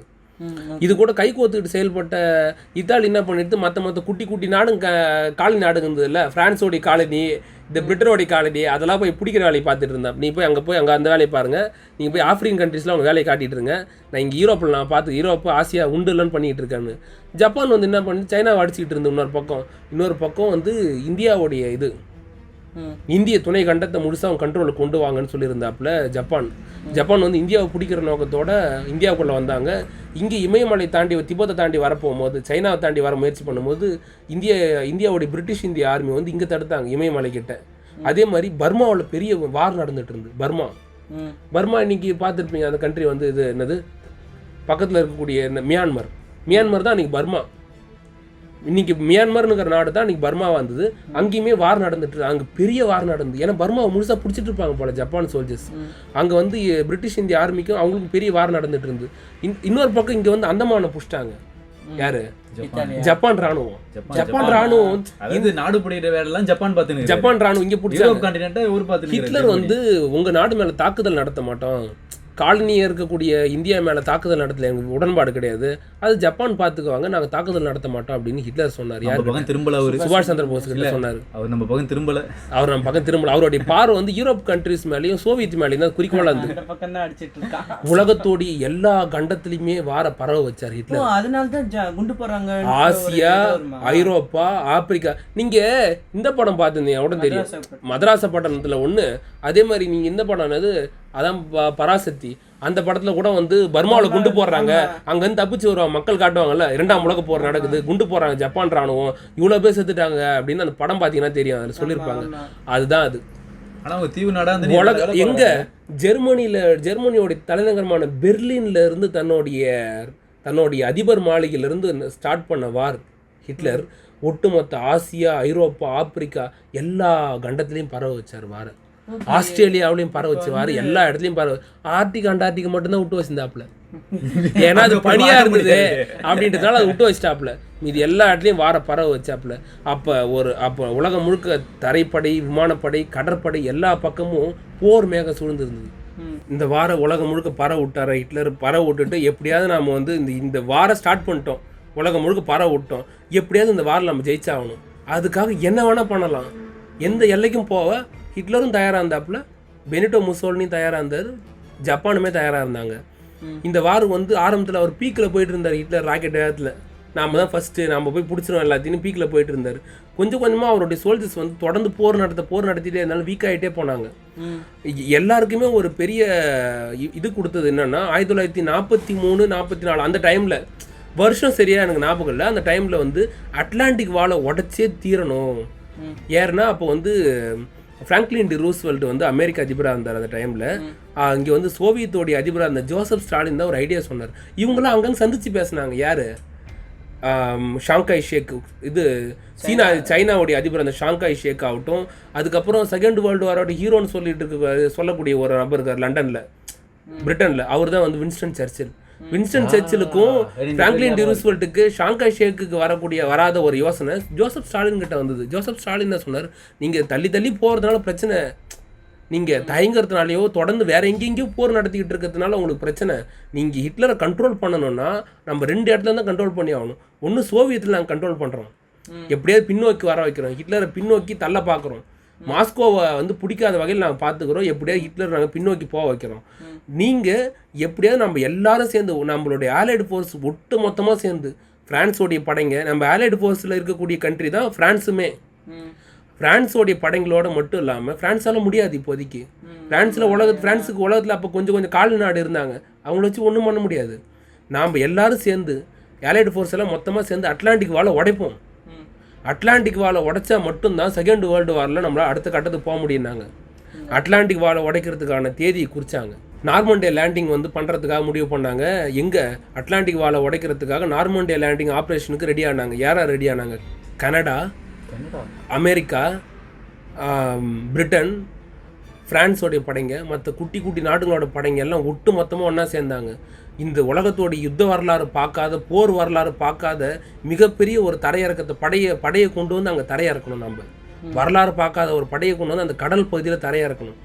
அட்லாண்டிக் வாலை உடைச்சே ஆகணும். அதுக்காக எந்த எல்லைக்கும் போகலான்னு முடிவு பண்ணாங்க. நாள் குறித்தாங்க. ஜூன் 6, 1944 அன்னைக்கு நைட்டு ஏறத்தாழ 12,000க்கு அதிகமான போர் விமானங்கள் வந்தது அந்த இடத்த நோக்கி. அதுலேருந்து பேரா ட்ரூப்பர்ஸ், அதாவது வந்து வானத்துலேருந்து பேராஷூட்டில் தரையிறங்குவாங்க வீரர்கள். நீங்கள் கூட அந்த இந்தியாவுடைய மார்க்கோஸ் ஆகட்டும், பேரா எஸ்எஃப், இவங்களாம் அந்த மாதிரி வந்து தரையிறங்குவாங்க, பார்த்துருக்கலாம். ஸ்பெஷல் ஃபோர்ஸஸ் அந்த மாதிரி வந்து தரையிறங்கினாங்க. 1-2 சோல்ஜர், 1000-2000 பேர் கிடையாது, ஏறத்தாழ 25,000க்கு அதிகமான சோல்ஜர்ஸ் வந்து தரையிறங்கினாங்க. போர் விமானத்தை நம்ம நினச்சி பார்க்கும்போதே எப்படி வித்தியாசமாக தெரியும். ரொம்ப நினச்சி பார்த்தாலே ரொம்ப ஆச்சரியப்படக்கூடிய ஒரு விஷயம் தான். ஒரு நாள் நைட்டில் 25,000 சோல்ஜர்ஸ் வந்து ஒரு இடத்துல தரையிறங்குறாங்க கடல் பகுதியில். அது எப்படி இருக்குன்னா ரொம்ப வித்தியாசமாக இருக்கும் பார்க்குறதுக்கே. ரொம்ப போர் காட்சிங்க ரொம்ப மோசமாக இருந்த ஒரு விஷயங்கள் அதெல்லாம். தரையிறங்கினாங்க. காலையில் விடிஞ்சதும் இது ஒரு பக்கம் நைட்டில் வந்து தரையிறங்கினவங்க ஒரு பக்கம் போர் நடத்துகிறாங்க, அட்லாண்டிக் வாலை உடைக்க முயற்சி பண்ணுறாங்க. இன்னொரு பக்கம் விடிஞ்சதும் இந்த விஷயம் நடந்துகிட்டு இருக்க போகும்போது விடிஞ்சதும் 2 லட்சம் 3 லட்சத்துக்கு அதிகமான சோல்ஜர்ஸ் வந்து கடல்லேருந்து தரையிறங்கினாங்க. ஏறத்தாழ வந்து 5,000க்கும் அதிகமான போர்க்கப்பல் வந்து தரையிறங்கினாங்க. பிரான்ஸோட ஏறத்தாழ கடல்ல வந்து கடல்ல வந்து தரையிறங்குறாங்க போர் வீரர்கள் தொடர்ந்து வந்து. இதை வச்சு படங்களும் வந்திருக்கு. இது பார்க்கறதுக்கே ரொம்ப அந்த வேர்ல்டு வார் எந்த அளவுக்கு மோசமா இருந்ததுன்னு காட்டுது. ஓப்பன்ஹைமர் செகண்ட் வேர்ல்டு வார் வச்சு இந்த நார்மண்டே லேண்டிங் இது நடந்தது. இதில் வந்து தரையிறங்கினாங்க. அட்லாண்டிக் வாலை உடச்சி எறிஞ்சாங்க. அடுத்த போர் ரொம்ப நாள் நீடிச்ச அந்த போரில் அட்லாண்டிக் வாலை அவங்க வெற்றிகரமாக உடச்சி எறிஞ்சாங்க. இது ஒரு பக்கம் ஹிட்லருக்கு வந்து லூஸ் பண்ண ஃப்ரான்ஸோட இழந்த பகுதிகளை மீட்டெடுக்க ஆரம்பித்தாங்க. யார்? ஆலைடு ஃபோர்ஸுங்க பாரிஸை மீட்டு எடுக்கிறதுக்கான வேலையை பார்த்தாங்க. பாரிஸை மீட்டு எடுத்தாங்க. முடிஞ்ச அளவுக்கு பாரிஸு மற்ற எல்லா இடங்களையும் மீட்டு எடுக்க ஆரம்பித்தாங்க. ஃப்ரான்ஸ் ரெக்கவரி ஆக ஆரம்பிச்சிது. இது பழைய நிலைமைக்கு வர ஆரம்பிச்சிது கொஞ்சமாக. இங்கே ஒரு பக்கம் சோவியத் ரஷ்யா வந்து போரில் வந்து இங்கே இப்படி லூஸ் பண்ணிட்டார ஹிட்லரு. இந்த பக்கம் பார்த்தோன்னா வந்து சோவியத் ரஷ்யாவில் மாஸ்கோவில் நம்மளுடைய ஜெர்மன் கொடி பறக்கணும்னு சொல்லிட்டு சுற்றிக்கிட்டு இருந்தார் ஹிட்லர். ஆனால் ஜோசப் ஸ்டாலின் வந்து அங்கே என்ன ஆயிடுச்சுன்னா பனிக்காலம் வர ஆரம்பிச்சிது. சோவியத் சைபீரியன் காடோடைய சோவியத்தோடைய பனிக்காலத்தை யாராலையும் சமாளிக்க முடியாது. பூரா மைனஸில் போகும். வருஷம் ஃபுல்லாகவே மைனஸில் இருக்கக்கூடிய பல இடம்லாம் அங்கே தான் இருக்குது, சோவியத்தில் தான் இருக்குது. இப்போ கூட உலகத்தில் ரொம்ப பனியான இடத்துல அங்கே ஃபஸ்ட்டு போனோம்லாம் சொல்லுவாங்க, சில ட்ராவலர்லாம் சொல்லுவாங்க, பார்த்துருப்பீங்க நீங்கள், கோல்டஸ்ட் ஏரியா அங்கே தான் இருக்குன்னு. உண்மையாக அந்த ஒரு விஷயத்தை அந்த மாதிரி இடத்த வந்து அங்கே இருக்குது, அங்கே சமாளிக்க முடியல. யார் ஒரு பக்கம் தொடர்ந்து போரில் இருந்துகிட்டே இருக்கிறதுனால ஜெர்மன் சோல்ஜர்ஸால் அதை சமாளிக்க முடியல. அந்த பணியை எவ்வளோ வேகமாக சோவியத்தில் முன்னேறிட்டு வந்தாரோ. ஜோசப் ஸ்டாலின் அங்கே மக்கள்கிட்ட சொன்ன விஷயம் என்னன்னா, நம்மகிட்ட கூடுதல் இராணுவ தளவாடங்கள் இருக்குது, ஆனால் ஜெர்மன் கிட்ட இல்லாத ஒரு விஷயம் நம்மகிட்ட இருக்குது. ஏறத்தாழ 15 நாடுகளை ஒன்று சேர்த்த ஒரு பிரம்மாண்ட சாம்ராஜ்யம் சோவியத் ரஷ்யா. ஒட்டுமொத்த நாட்டு மக்கள், இந்த சோவியத் அன்னையை காப்பாற்ற ஒட்டுமொத்த நாட்டு மக்களும் ஒன்று சேருங்கன்னாரு. இவங்கன்னு மட்டும் கிடையாது, ஜெர்மன் மட்டும் இல்லை, எந்த படைகளும் இந்த சோவியத்துள்ள அடி எடுத்து வைக்கக்கூடாது, இருந்து இடம் தெரியாமல் துரத்துவோம், எல்லாரும் ஒன்று சேருங்க. மக்களை வந்து ஆயுதம் எந்த வச்சாரு. எல்லாருமே ஜெர்மன் இராணுவத்துக்கு எதிராக பெரிய அளவில் வார் நடத்தினாங்க. சோவியத்தில் கொஞ்சம் கொஞ்சமாக படைங்களை பின்வாங்க வச்சாங்க. பின்னாடி போயிட்டு இருக்கு, படைங்க பின்வாங்க வச்சாங்க. ஸ்டாலின் சொன்னதை அவர் சாதிச்சாரு. செம்படைங்க வந்து அடிச்சு விரட்ட ஆரம்பிச்சது ஜெர்மன் படைங்களை. யாருமே கிட்ட நெருங்க முடியாத இருந்த நாஜி படையை இருந்து இடம் தெரியாம விரட்ட அடிச்சாங்க. தடம் தெரியாம அழிக்க ஆரம்பிச்சாரு ஜோசப் ஸ்டாலின். ஹீரோவா மாற ஆரம்பிச்சார் செகண்ட் வேர்ல்டு வார்ல. இங்கே பிரிட்டனில் பார்த்தோன்னா பிரிட்டன் பெருசாக அடி வாங்கலை. பிரிட்டன் வந்து அவங்க ராணுவத்தை பலமாக வச்சதுனால விமானப்படையில் அங்கங்கே வந்து குண்டு வந்துட்டு இருந்தது. லண்டனில் வெளியே வரவே முடியாது, டப்புன்னு வந்து குண்டு வந்துடும், சொல்ல முடியாது. அது ஒரு நிலவை தான் அங்கே லண்டனில் இருந்தது. இங்கே அமெரிக்கா இங்கே இது ஒரு பக்கம் நடந்துட்டு இருக்கு. இந்த 1944, 1945 ஜூன், ஜூலை, ஆகஸ்ட் இந்த 3 மாதமே ரொம்ப முக்கியம். மே, ஜூன், ஜூலை, ஆகஸ்ட் இந்த 3 மாதமே ரொம்ப முக்கியம். மே மாதம் வந்து இவங்க சரண்டர் ஆனாங்க. கேட்குற எல்லாருக்குமே வந்து இதில் நாம் எங்கிட்ட ஜப்பான் மேலே அணுகுண்டு போட்டது அமெரிக்கா நம்ம சின்ன பிள்ளைலேருந்து கேள்விப்பட்டிருக்கோம். யூடியூப்பில் வீடியோ பார்த்துருக்கோம், நம்ம சோஷியல் மீடியாவில் வீடியோ பார்த்துருக்கோம், நியூஸ் சேனலில் பார்த்துருக்கோம். எல்லாம் வேறு வீட்டில் கீழ் வீட்டில் எல்லாரும் சொல்லியிருப்பா, கேள்விப்பட்டிருப்பீங்க. எப்படா இவன் அமெரிக்கார உள்ளே வந்தான், என்னடா இந்த கதையில் அவனை காணவே காணாங்க, இதில் பச்சைக்கிளின்ற பேரே காணாங்கன்றவ தேடிட்டு இருப்பீங்க. ஆனால் வந்தாப்புல அமெரிக்கா. ஜப்பான் சும்மா இருந்தது. சும்மா இல்லாமல் ஹவாய் தீவு பக்கத்தில் ஒரு இது இருந்து, பேர்ல் ஹார்பர், ஹவாய் தீவு பக்கத்தில் அமெரிக்காவுக்கு. இவங்க இந்த விமானத்துக்கு பயன்படுத்தக்கூடிய எரிபொருள், முக்கியமான எரிபொருள் இறக்குமதிக்கெலாம் தடை விதிச்சிட்டாங்க ஜப்பானுக்கு. யார்? அமெரிக்கா. ஏன்னா சைனா மேலே போர் நடத்துறது தப்பு. நீ சைனா மக்கள், இன்னி சைனா வேற, கம்யூனிஸ்ட் சைனா வேற, அது இன்னைக்குமே அங்கத்திய மக்களை தப்பு சொல்லக்கூடாது. அரசாங்கம் வேற, மக்கள் வேற, அப்படி பார்க்கணும். அங்கிருந்து ஹோமிங்டன் அரசாங்கம் அது வேற இல்லை, பாலிடிக்ஸ் தேவையில்லை. ஹோமிங்டன் அரசாங்கம் அது. ஜப்பான் பண்ணது தப்பு சைனாவில், அதுக்காக தான் அந்த பொருளாதார தடை விதிச்சாங்க. இது கோவம் இந்த ஜப்பான் என்ன பண்ணாப்புல, பேர்ல் ஹார்பரில் அமெரிக்க போர்க்கப்பல் மேலே மிகப்பெரிய தாக்குதல் நடத்தினாங்க. ஏறத்தாழ 500க்கும் அதிகமான அமெரிக்க சோல்ஜர்ஸ், பொதுமக்கள் எல்லாருமே, கடற்படை சார்ந்த வீரர்களாகட்டும் பொதுமக்கள்லாம் இறந்து போனாங்க. அந்த நிமிஷம் வரைக்கும் சும்மா இருந்த அமெரிக்கா உச்சக்கட்ட கோபத்துக்கு போனாங்க. ஜப்பானை உலக வரைபடத்துல அழிக்கணுன்ற அளவு கோபத்துக்கு போனாங்க. மறாவது நாளே வந்து அமெரிக்க நாடாளுமன்றம் கூடிச்சு. அப்போ ஹாரி ட்ரூமேன் தான் அமெரிக்காவுடைய அதிபராக இருந்தார். அவர் வந்து ஜப்பான் மேலே வந்து வாரை டிக்ளேர் பண்ணார். அமெரிக்கா அதிகாரப்பூர்வமாக ஜப்பான் மேலே போர் தொடுக்குது. இந்த பேர்ல் ஹார்பர் அட்டாக்குக்கு, இதை நான் சொல்கிறத ஞாபகம் வச்சுக்கோங்க, இந்த பேர்ல் ஹார்பர் அட்டாக்குக்கு ஜப்பான் மிகப்பெரிய விலையை இந்த செகண்ட் வேர்ல்டு வாரில் கொடுத்தே தீரும், கொடுக்க வைப்போம் அப்படின்னு மிரட்டுற மாதிரி சொன்னாங்க. அந்த விஷயத்த பண்ணணுன்றது துடிச்சாங்க. ஜப்பான் வந்து எப்போ வேணால் அமெரிக்கா மேலே அவர் மாறிட்டார். ஆட்சி மாறி போச்சு. ஃப்ராங்க்லின் டி ரூஸ்வெல்ட்டுக்கு அப்புறம் இவர் வந்துட்டார், ஹாரி ட்ரூமன் வந்துட்டார். இந்த விஷயம் நம்ம நடக்கல, ஹாரி ட்ரூமன் வந்துட்டார். அப்போ வந்து வார் ஸ்டார்ட் ஆயிடுச்சு. எதுக்கு? அமெரிக்கா வந்து அங்க எலெக்ஷன் நடந்திருக்கு. அதெல்லாம் எல்லாம் அது சகஜம், அதெல்லாம் நடந்துட்டே இருக்கும். அவன் அமெரிக்காரன் வார்ல பெருசு சம்மந்தப்படலையா? அவன் வந்து ராணுவ தளவாடத்தை வித்துல காசு பார்த்துக்கிட்டு இருந்தா. அவன் எங்க சம்மந்தப்பட்டா பெருசா? அவன் லிஸ்ட்லயே வரல, அவன் லிஸ்ட்லயே இல்ல. முதல்ல அமெரிக்கா இதுக்கு ஜப்பான் படைகளோட அமெரிக்க ராணுவம் எல்லா இடத்துலயும் மோத ஆரம்பிச்சது. இங்க ஹிட்லர் வீழ்ச்சியை சந்திச்சுட்டே போனாரா.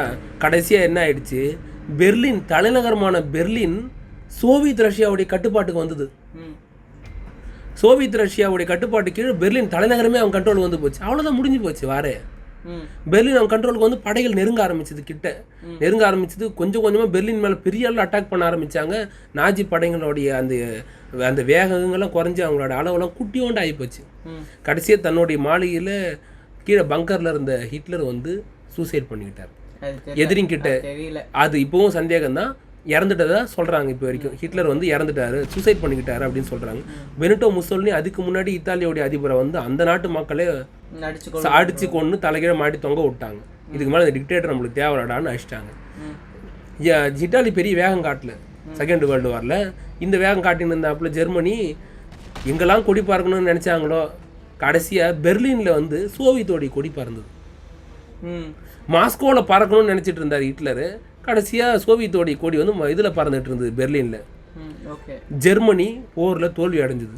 ஜூன் மாதம் 7ஆம் தேதி மே மாதம் 7ஆம் தேதி 1945 எந்த அன்கண்டிஷனல் சரண்டர், எந்த நிபந்தனை இல்லாமல் நாசி இராணுவம் ஆலைடு ஃபோர்ஸுக்கிட்ட சரண்டர் ஆகிறதா கையெழுத்து போட்டாங்க. போர் முடிஞ்சிருச்சு. செகண்ட் வேர்ல்டு வார். அடால்ஃப் ஹிட்லர் வந்து தற்கொலை பண்ணிக்கிட்டாரு. நாசி சரணடைஞ்சிச்சு. உலகம் முழுக்க தகவல் பரவிடுச்சு. அதிகாரப்பூர்வமாக அறிவிச்சாங்க ஆலைடு ஃபோர்ஸஸ்.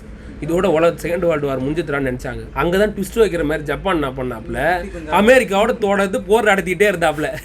ஏட்டா நீ சரண்டர் ஆவாட்டா, அவன் இட்டாலி சரண்டர் ஆகிட்டா, இவன் சரண்டர் ஆகிட்டான், யார் அவன் ஜெர்மன் சரண்டர் ஆகிட்டான், நீயும் சரண்டர் ஆகிட்டுனா வார் முடிஞ்சிருண்டா அப்படின்னு சொல்லிட்டு எல்லாருமே அவன்கிட்ட கேட்டுட்டு இருந்தாங்க.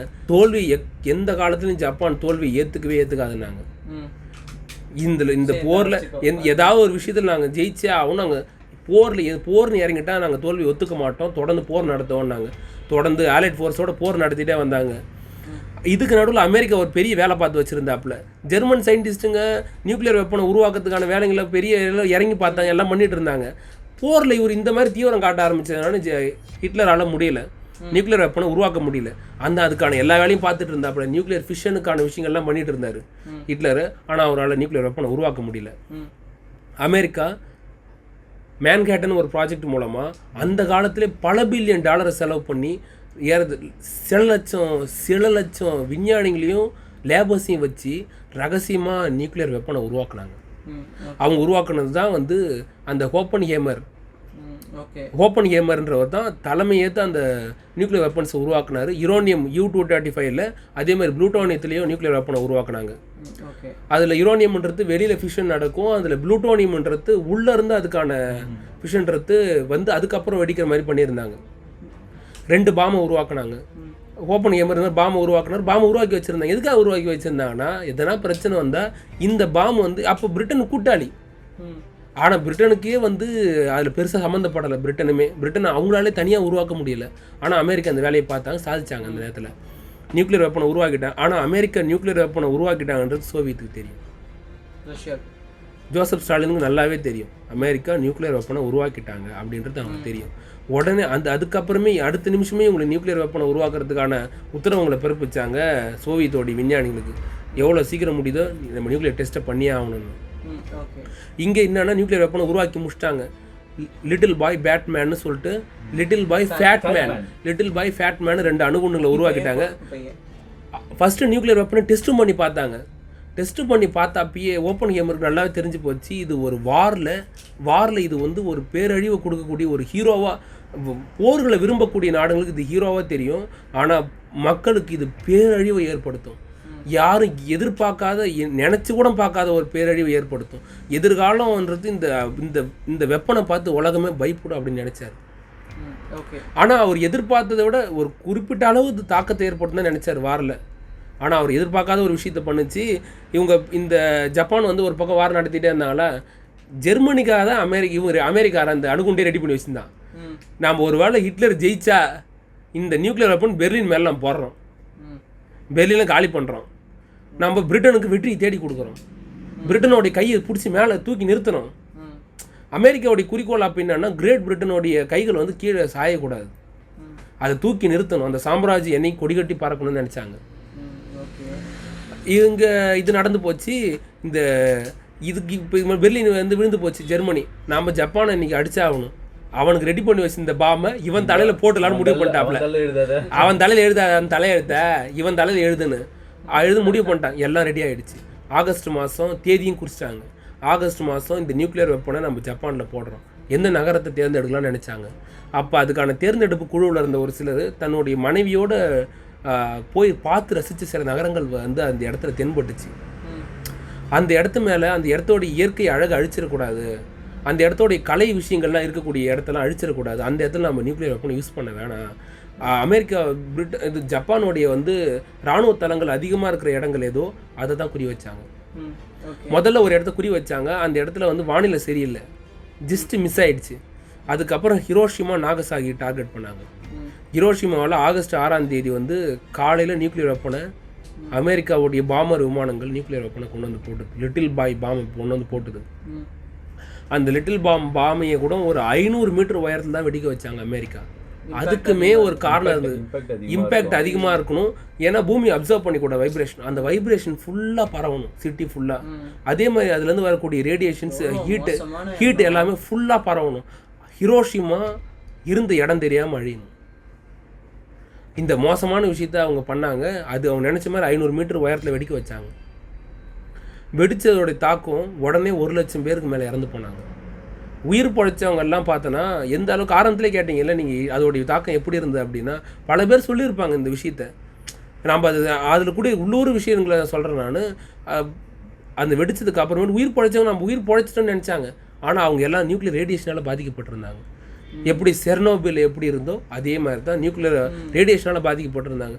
அடுத்த சில நாள் நமக்கு நாள் குறிக்கப்பட்டிருக்குன்னு பாவம் அந்த மக்களுக்கு தெரியாது. ஆனால் அப்பாவி மக்களுக்கு அந்த வெப்பன்னாலும் என்னன்னு தெரியாது, அதுலேருந்து கதிரியக்கம் வரும்னான்னு என்னன்னு தெரியாது, அதை பற்றி அவங்களுக்கு என்னன்னே தெரியாது, எதுவுமே தெரியாது. அப்பாவி மக்கள் வந்து உலக போரால் இறந்து போனாங்க. ஆனால் அந்த பாம் வெடிச்ச இடத்துக்கு கீழே இருக்கிற பில்டிங் இது வரைக்கும் அப்படியே இருக்குது. ஹிரோஷிமாவில் அது ஒரு பெரிய விஷயம், இன்னும் அப்படியே இருக்குது. ஆமாம், அந்த அந்த அந்த அந்த அந்த பில்டிங்கை அந்த பில்டிங் மேலே தான் வெடிச்சது. ஆனால் அந்த பில்டிங் என்னன்னா ஒரு வேக்யூம் கிரியேட் ஆச்சுன்னு சொல்கிறாங்க. அது சைடில் பரவ வச்சு அந்த ஸ்ட்ரெயிட்டை ஃபுல்லாக இறங்கலை. அதனால் அந்த கரெக்டாக அந்த பாம்பு வெடிச்சது இடத்துக்கு கீழே இருக்கக்கூடிய இந்த இடம் தான் அந்த இடம். அந்த பில்டிங் இன்னும் இருக்குது, அது நினைவாக வச்சுருக்காங்க ஜப்பான். இன்னும் நம்ம போய் பார்க்கலாம் அந்த பிளேஸ் கூட. ஜப்பான் அரசாங்கத்துக்கு என்னென்ன புரியல, ஒரு குண்டு போட்டால் ஒரு நகரம் அழிஞ்சு போச்சுன்னு மட்டும் தெரியுது.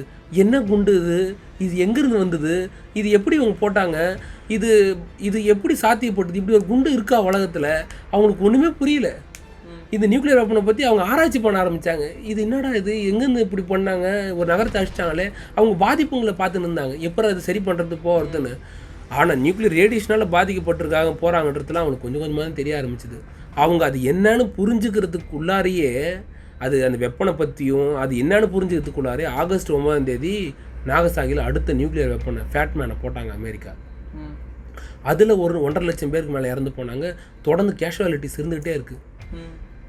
தொடர்ந்து போய் மருத்துவம் கொடுத்து தொடர்ந்து வந்து மற்ற நகரங்கள்ல இருந்தெல்லாம் மருத்துவர்களை வச்சு சிகிச்சை பண்ண ஆரம்பிக்கிறாங்க. என்னென்னமோ பண்ணி பார்க்குறாங்க காப்பாற்றலான்னு மக்களை. அது ஒரு பக்கம் நடந்துக்கிட்டே இருந்தது. அதுக்கப்புறம் இதுக்கு மேலே நம்மளால் அமெரிக்கா அடுத்த வார்னிங் என்ன கொடுத்தாங்கன்னா, நீங்கள் ஹிரோஷிமா நாகசாகியோடு நிற்காது, இது நீங்கள் சரண்டர் ஆகலை, அன்கண்டிஷனல் சரண்டர் ஆகலை அப்படின்னா உலக வரைபடத்துலேருந்து ஜப்பான் அழிச்சிரும் அப்படின்னாங்க. சரண்டர் ஆகியே ஆகணும் அப்படின்னாங்க. அதுக்கேற்ற மாதிரி நீங்கள் அன்கண்டிஷனலாக சரண்டர் ஆகணும், இல்லை ஜப்பான் அழிச்சிருவோன்னாங்க. இதுக்கு மேலே விட்டால் ஜப்பானே இருக்காதுன்னு நினச்ச அந்த அரசாங்கம் வந்து அன்கண்டிஷனலாக சரண்டர் ஆனாங்க. ஜப்பான் சரண்டர் ஆகிடுச்சு. செகண்ட் வேர்ல்டு வார் முடிஞ்சுதா உலகத்தில் அதிகாரப்பூர்வமாக அறிவிப்பு வந்தது. போர் ஓஞ்சதான உலகமே ஒரு அமைதியான சூழ்நிலையில் வந்து நின்றுது. இழப்புங்களை கணக்கெடுக்க ஆரம்பித்தாங்க. இங்கே இப்படி நடந்தது இல்லை, ஜெர்மனி 2ஆக பிளந்தாங்க. ஜெர்மனி 2 பேர் பங்கிட்டுக்கினாங்க. யாரு முன்னையாவது வந்து நஷ்டீடு தான் கேட்டானுவோ, இப்போ ஜெர்மனி 2ஆக பங்கிட்டுக்கினானுவோ ஆலைட் ஃபோர்ஸஸ். ஹிட்லர் ஜெர்மனி அப்படி இப்படி ஆகிறேன் அது ஆகிறேன்னாருல. கடைசி ஜெர்மனி வந்து பல நாடும் கண்ட்ரோலுக்கு போயிடுது. ஒரு பாதி ஜெர்மனி வந்து மேற்கு ஜெர்மனி கிழக்கு ஜெர்மனி 2ஆக கோடு போட்டு பிரிச்சிட்டானுவோ. ஒரு பாதி ஜெர்மனி வந்து சோவியத்தோடைய கண்ட்ரோலுக்கு, இன்னொரு பாதி ஜெர்மனி வந்து பிரிட்டன் அமெரிக்காவுடைய கண்ட்ரோலுக்கு போயிடுச்சு. நடுவில் ஒரு செவரே வச்சாங்க, பெர்லின் செவரே வச்சாங்க. செவரு வச்சு நாட்டை பங்கிட்டுக்கினாங்க. இதுக்கப்புறம் நாங்களாம் என்ன நினைக்கிறோமோ அது வரைக்கும் நீங்கள் எங்கள் கண்ட்ரோல் தான். முடிஞ்சு போச்சு, அங்கே அப்படி முடிஞ்சிச்சா. ஜப்பான் சரணடைஞ்ச உடனே அமெரிக்க இராணுவம் வந்து ஜப்பானில் கூச்சாங்க. அமெரிக்க இராணுவத்தை கூச்சாங்க. அமெரிக்காவுடைய கண்ட்ரோலுக்கு கீழே ஜப்பானை கொண்டு வந்தாங்க. அது போருக்கு எகெயின்ஸ்டாக, அமெரிக்காவுக்கு எகெயின்ஸ்டாக எந்த ஒரு சின்ன நடவடிக்கையும் எடுக்கக்கூட, சரண்டர் ஆகிடலாம். ஆனால் அந்த நாட்டோடைய இராணுவமும் குடிமக்களும் அமெரிக்காவுக்கு எகெயின்ஸ்டாக செயல்பட வாய்ப்பு இருக்குது. ஜப்பானை இரும்பு திரையும் கீழே கொண்டு வந்தாங்க, ஒரு கொடைங்கீழே கொண்டு வந்தாங்க. முழுக்க அமெரிக்கா தன்னுடைய கண்ட்ரோலுக்கு கொண்டு வந்தாங்க ஜப்பானை. இப்படி அப்படி அசையாத வகை அந்த அரசாங்கத்தை ஸ்டில் ஜப்பானில் இன்னமும் அமெரிக்காவுடைய படைங்க இருக்குது. ஏன்னா எந்த ஒரு குடிமகனும், ஜப்பான் குடிமகனும் அவன் மனசில் அந்த ஒரு கோபம் இருக்கலாம். அதுவும் அந்த நேரம் ரொம்ப அதிகமாக இருந்திருக்கும். அது எந்த வகையிலும் ஏறக்கூடாதுன்றதுக்காக அந்த அரசாங்கத்தையும் அவன் கண்ட்ரோலில் வச்சுக்கினாங்க அமெரிக்கா. ஏன்னா அவ்வளோ பெரிய காரியத்தை பண்ணிட்டான் அவன். இதில் நான் ஒன்று கேள்விப்பட்டேன், இந்த பாம்பு போடுறதுக்கு முன்னாடி வந்து ஒருத்தர் அமெரிக்காவை சேர்ந்த ஒருத்தர் வந்து இந்த பாம்பு போட வேணாம் அப்படின்னு ஸ்டாப் பண்ணுங்கன்னு சொன்னதாகவும், அந்த நியூஸ் போய் அமெரிக்காவில் போய் சேரல, அதனால தான் அந்த பாம்பு பிளாஸ்ட் ஆச்சுன்னு சொல்லியிருந்தாங்க. அது ஒரு டிரான்ஸ்லேஷன் மிஸ்டேக் இருக்கிறதாகவும் சொல்கிறாங்க. அதில் டிரான்ஸ்லேஷன் மிஸ்டேக் இருக்கிறதாகவும் சொல்கிறாங்க. Japanese to American translation mistake இருக்கிறதாகவும் சொல்கிறாங்க. ஆனால் ஹாரி ட்ரூமன் உறுதியாக இருந்தார். அப்போத்தி அமெரிக்க அதிபர் ட்ரூமன் அணு ஆயுதத்தை பிரயோகிக்கிறது மட்டும்தான் செகண்ட் வேர்ல்டு வாரை ஸ்டாப் பண்ணும். ஏன்னா ஜப்பான் வந்து அன்னை கண்டிஷனுக்கு ஜப்பான் வந்து ஜெர்மனியை விட ஒரு ரோக் ஸ்டேட், எக்காரந்த கொண்டும் வாரில் பின்வாங்கக்கூடிய நாடாகவே அவனுக்கு இல்லை. அவங்க போர்னு முன்னாடி போனால் போயினே இருக்கணும், நிற்கவே கூடாதுன்றதுல அவங்க குறிக்கோளாக இருந்தாங்க. நம்மளை நிறுத்த முயற்சி பண்ணால் அடுத்த அடி எடுத்து வைக்கணும்னு இருந்தாங்க. அதனால நம்ம நியூக்ளியர் வெப்பனை பயன்படுத்தணும்னு நினச்சேன் அந்த ஆளு. அது ஆனால் அமெரிக்கா வந்து இதை வந்து நாங்கள் நியூக்ளியர் வெப்பனை பயன்படுத்தினா இல்லைன்னா வார் இன்னும் போயிருந்துருக்கோம் ஓரளவு போயிருந்துருக்கலாம். ஆனால் அதை பயன்படுத்துனதுனால இவ்வளோ ஒரு மோசமான விலை வரும்னு அமெரிக்காவே நினச்சி பார்க்கல. குறிப்பாக அதுக்கப்புறம் மேட்டு உலகத்துக்கு இன்னொரு ஒரு விஷயம் புரிஞ்சு, நியூக்ளியர் ரேடியேஷன் புதுசாக ஒரு விஷயத்தை தெரிஞ்சுக்கிட்டாங்க அமெரிக்க மக்கள். உலக மக்கள் நியூக்ளியர் ரேடியேஷனை பற்றி தெரிஞ்சுக்கிட்டாங்க. ஏன்னா உயிர் பொழைச்ச மக்கள் அதுக்கப்புறம் வரிசையை இறந்து போயிட்டே இருந்தாங்க ஜப்பானில். அமெரிக்க மக்களே வந்து இதை வந்து வேதனையோடு பார்த்தாங்க. அமெரிக்க அரசாங்கம் இப்படி ஒரு காரியத்தை பண்ணியிருக்கவே தேவையில்லை அப்படின்னு நினச்சாங்க. செகண்ட் வேர்ல்டு வார் வந்து கடைசியாக எங்கே வந்து முடிஞ்சது? ஜப்பானில் வந்து செகண்ட் வேர்ல்டு வார் முடிஞ்சது. உலகம் ஃபுல்லாக பரவி இருந்த செகண்ட் வேர்ல்டு வார் 2 லட்சம் பேரை இப்படின்றதுக்குள்ள சாவடிச்சு முடிஞ்சு ஏறத்தாழ 2 கோடிக்கும் அதிகமான மக்களுடைய உயிரை வந்து முழுசாக வாங்கின ஒரு போர் தான் செகண்ட் வேர்ல்டு வார். அஃபிஷியல் 2 கோடி, அன்அஃபிஷியல் எத்தனை கோடி வரைக்குமே அங்கே ஒரு எஃபெக்ட் இருந்தது. செகண்ட் வேர்ல்டு வாரோடைய தாக்கம் இன்னமும் அந்த நாடுகளில் ஒரு அடையாளமாக இருந்துகிட்டே இருக்கு. இன்னும் அவங்களுக்கு ஒரு மார்க்காகவே அவங்க ஃபேஸ் இன்னும் கொஞ்சம் மாறி இருக்கும் நம்மளை விட. செகண்ட் வேர்ல்டு வாருக்கு அப்புறம் முதல்ல சொன்ன உலகத்தோடைய வரைபடம் மாறிச்சுன்னு அது மாறிச்சுன்னா பல நாடுங்க முன்னே சொன்னாங்க பிரிட்டன் ஜெயிச்சுது வாரில். பிரிட்டன் ஜெயித்தாலும் அவங்க ரொம்ப பலவீனமாயிட்டாங்க. போருக்கு செலவு பண்ணி இராணுவத்துக்கு நிறைய இராணுவத்தை இழந்து ரொம்ப பலவீனமானாங்க. அந்த பலவீனம் வந்து இந்தியாவை வந்து விடுதலை ஆகிறதுக்கு வந்து ரொம்ப பெரிய உதவியாக இருந்து.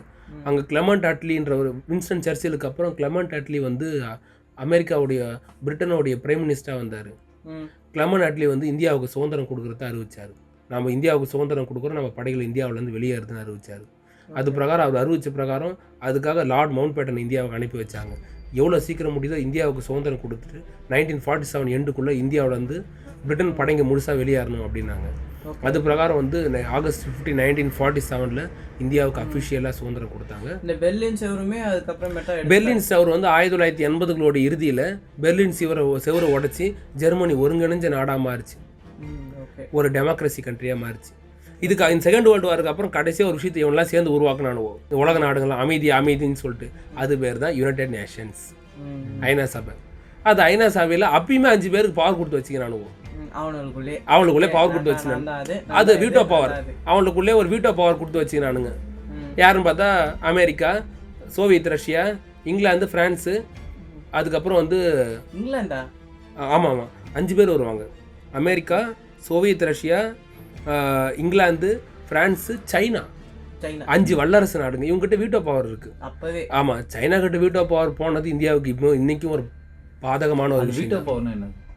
வீட்டோ பவர்னா அந்த குறிப்பிட்ட வீட்டோ பவர் வச்சிருக்கிற நாடுங்க மேலே உலகத்தில் எந்த ஒரு நாடும் ரெசல்யூஷன்ஸை கொண்டு வர முடியாது. அந்த நாட்டுக்கு எதிராக வந்து தீர்மானங்களை கொண்டு வர முடியாது. சாங்ஷன்ஸோ பொருளாதார தடைங்களையோ விதிக்க முடியாது. அதாவது சைனா மேலே நம்மளால பொருளாதார தடைங்களை விதிக்க முடியாது. அமெரிக்கா மேலே உலகத்தில் எந்த நாடும் பொருளாதார தடைங்களை விதிக்க முடியாது. அது செல்லாது. அப்படி பொருளாதார தடை விதிக்கணும்னு நினைச்சா அதே வீட்டோ பவர் கண்ட்ரிஸ் தான் வந்து பொருளாதார தடைங்களை விதிச்சுக்கலாம் அவங்களுக்குள்ள. குறிப்பாக அவங்களுக்கு எதிராக இராணுவத்தை அனுப்ப முடியாது. ஐநாவுக்குன்னு ஒரு இராணுவம் இருக்குது, இராணுவத்தால் அனுப்ப முடியாது உங்களால். ஓகே, ஆனால் இதுக்கப்புறம் வேர்ல்டு வார் 3ன்றது வந்து நியூக்ளியரால் வரப்போகிறது கிடையாது எனக்கு ஐ கெஸ். ஆனால் நியூக்ளியர் உலகத்தில் நியூக்ளியரால் உலகத்தில் நியூக்ளியர் வெப்பனை எந்த நாடும் நியூக்ளியர் வெப்பனை உலகத்தில் எந்த நாடும் பயன்படுத்த ஆசைப்பட மாட்டாங்க. செகண்ட் வேர்ல்டு வாருக்கு அப்புறமேட்டு அந்த விஷயத்தையே விட்டுட்டாங்க. ஆனால் எல்லாரும் வெப்பனை உருவாக்குனாங்க, எக்கச்சக்கமாக உருவாக்குனாங்க. அதுக்கப்புறம் கோல்டு வார் உருவாக்குனாங்க. அதுக்கப்புறம் கோல்டு வார் ஒரு கதை இருந்தது. அதுக்கப்புறம் இன்றைக்கும் பல நாடுங்க நியூக்ளியர் வெப்பனை உருவாக்கி வச்சு ஒரு குறிப்பிட்ட சில நாடுங்க, அதில் இந்தியாவும் ஒன்று. இதோட செகண்ட் வேர்ல்டு வார் ஸ்டோரி முடிஞ்சிருச்சு. ரொம்ப நல்லா சொல்லியிருந்தீங்க. செகண்ட் வேர்ல்டு வார் விஷயத்தை இவ்வளோ செகண்ட் வேர்ல்டு வார் தனித்து அதாவது இவ்வளோ இன்ட்ரெஸ்டிங்காக சொல்லியிருந்தா நல்லா சோஷியலில் ரொம்ப நல்ல மார்க் வாங்கியிருந்திருப்பேன். அவ்வளோ இன்ட்ரெஸ்டிங்காக சொல்லிட்டேன் நான். ஆமாம், ஏன்னா நாங்களும் படித்தோம் தான், அங்கங்கே எங்கேயே கேட்ட மாரி இது தவிர. ஆனால் எதுவுமே எங்களால் ஒருங்கிணைஞ்சு அதை ஒரு கதையாக சொல்ல முடியாது, அது ஞாபகமும் வச்சுக்க முடியாது.